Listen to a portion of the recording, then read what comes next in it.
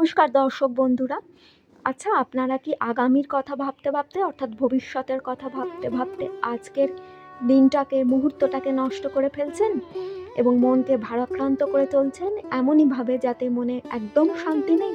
তাহলে একটু শুনুন শ্রী শ্রী মা শারদার অমোঘ বাণী, যা আপনার জীবনকে সুন্দর করে তুলবে এবং অকারণ দুশ্চিন্তার হাত থেকে রক্ষা করবে। মা বলেছেন যে নিজের কাজ করে যাও, কিন্তু ভবিষ্যৎ মায়ের হাতে ছেড়ে দাও।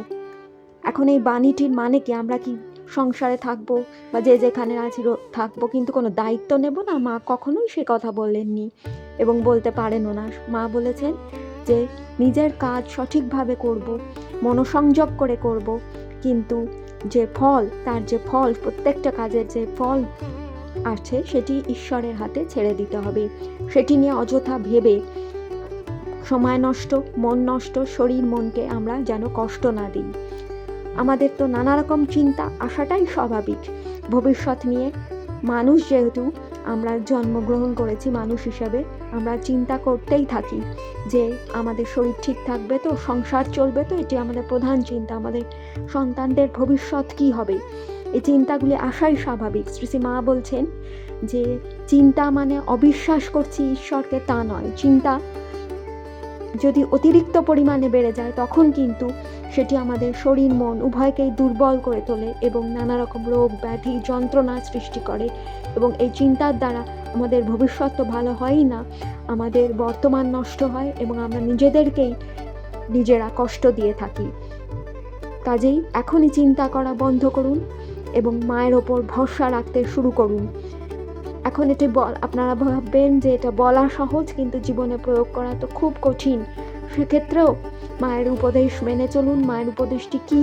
সেটি হলো রোজ রাত্রে যখন আপনি বিশ্রাম নিতে যাবেন বা দিনের সব কাজ শেষ হয়ে যাবে, তখন মনে মনে মাকে বলুন বা জোরে জোরে বলতে পারেন যে মা, আমি আমার কাজ আমার সাধ্য মতো, যাকে ইংরেজিতে বলে to the best of my ability, করেছি। এবার আমি তোমার পায়ে এর সমস্ত ফল সঁপে দিলাম। এইভাবে মায়ের স্মরণ নিন, প্রার্থনা করুন, তুমি কৃপা করে আমার জন্য যেটি মঙ্গল হবে, যেটি আমার এবং আমার পরিবারের সকলকে ভালো রাখবে, সেরকম ফল আমাকে দয়া করে প্রদান করো। এবং সেই ফল যাতে আমার ইহজন্ম পরজন্ম, ইহকাল পরকাল, জাগতিক আধ্যাত্মিক কল্যাণ সাধন করে, সেরকম ফল আমাকে প্রদান করো। দেখবেন মা ঠিক, করুণাময়ী মা ঠিক সেই পথেই আপনাকে নিয়ে চলবেন এবং সেরকম ফলই দেবেন। অযথা ফলের ভার নিজের ওপর নিয়ে বর্তমানকে নষ্ট করবেন না। এটাই হলো মূল শিক্ষা শ্রী শ্রী মায়ের। এভাবে এগিয়ে চলুন, জীবনে সাফল্য পাবেনই পাবেন। আর যদি ফলের চিন্তা করতে করতে আগামীকাল কি হবে এই চিন্তা যদি করতে থাকেন, তাতে কিন্তু আপনার বর্তমান নষ্ট হবে এবং আপনার শরীর মন উভয়ই ব্যাধিগ্রস্ত হয়ে পড়বে এবং আপনাদের জীবন থমকে যাবে।